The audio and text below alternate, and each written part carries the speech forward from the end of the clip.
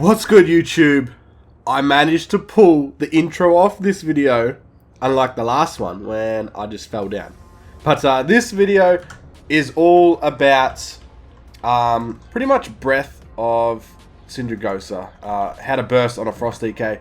And the reason I'm doing this video is I know I haven't done it in previous videos to its maximum potential, if that makes sense. So it's not a good thing to be showing because it is, you know, quite a long cooldown, 2 minutes, and you use it with your burst to get out a lot of damage. That's what Frost DK is really good at, doing burst. And what triggered me to want to do this video was the world boss up in Stormheim Shield's Rest, up the top right this week. Make sure you go and do it, because for Frost DK, I've heard rumors that it drops a secret artifact appearance. Now, correct me if I'm wrong, but that's just what I've heard. Did it straight away on my DK. Didn't get the drop, but I did get an 860 piece, which was the neck. And I got the reroll. Also has a socket on it. And then I rerolled as well. And also got an 880 belt. So that was really cool. And yeah, and actually at the start of the fight, I did the burst, right? And I kept breath up for a long time because it's PvE. You can sit there and really make sure that you do everything, you know, pinpoint perfect. So I did that and realized, like, oh damn, you know, for some people that don't know on how to maximize it, it might be a good video. So here we are, we're gonna do it. If you're a high rated DK, you obviously know this stuff, so it's probably not the video for you. You know, I don't want to waste your time, so let's just jump into it. Otherwise, for you guys that might not exactly know how to use breath shots to its fullest potential. So with any kind of situation, if you're doing PvP, we'll try and land them on with a stun, or at least have a slow on them, because if they get out of range of breath, it's not going to be any good. And pretty much you can use it whenever you want. And like I said, I use it at the start of a fight, doing the PvE raid boss.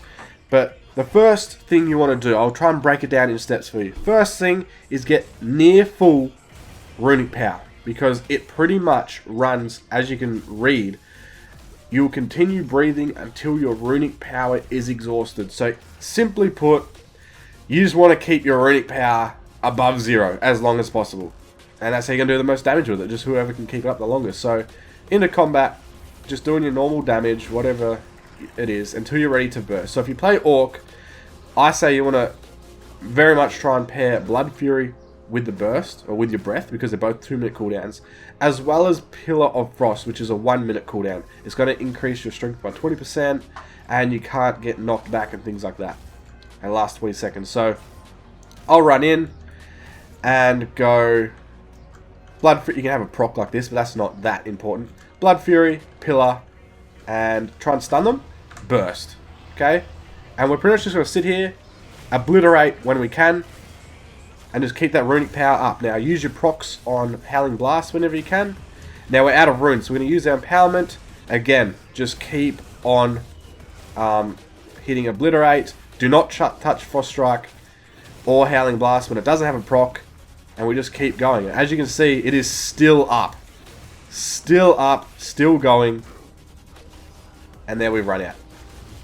So I don't know what the time was on that. I'll when I edit, I'll try and maybe put it on the screen. But as you can see, they stayed up for a long time. Now it's going to be a lot harder to do that in PvP, of course, because people are going to be moving around and stuff.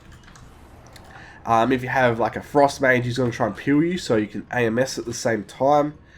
But I wouldn't put it all in like a macro. I know some people just do that. They just pop everything and run at them. It's kind of a Mongo way to do it. But I mean, at the end of the day, it's still going to work. But it just depends what you're versing. Obviously, if you have something that's going to knock you back, Pillar of Frost is perfect to use with it. As well, it gives you that buff. If you're playing with casters or someone that has magical like CC to stop you from staying on the target, use your AMS. And that's pretty much, in general, how to use your Breath of Sindragosa. Now, I like to use Sindragosa's Fury, the artifact ability too, just because of that 50% movement speed reduction as well. But like I mentioned in the video just previous to this, part 1 I think it was, of who to kill, Sindragosa's Fury is a 5-minute cooldown. So you want to use it to pretty much secure a kill. So around 50%, you got your runic power, you're ready to go. You go burst, stun, and then just go Cinder Ghosts into breath. You know, and they should nearly die, especially if you can hold them still and just put this much upfront pressure on them. It's gonna be pretty insane. So that's pretty much the video, guys. I hope it helped you out, you know, kind of made you aware of trying to maximize the time you can keep that up, because you can keep up for quite a while. I'm going to leave you with that, but I do want to know is, like I said, I'll time how long mine went for.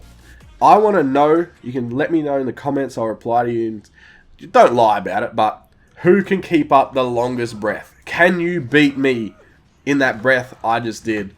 I'll put it down on the screen, maybe in the description below, how long that went for. See if you can beat me by keeping your breath up longer. Procs and stuff are going to help, so it's pretty RNG. But let's see who can do the most.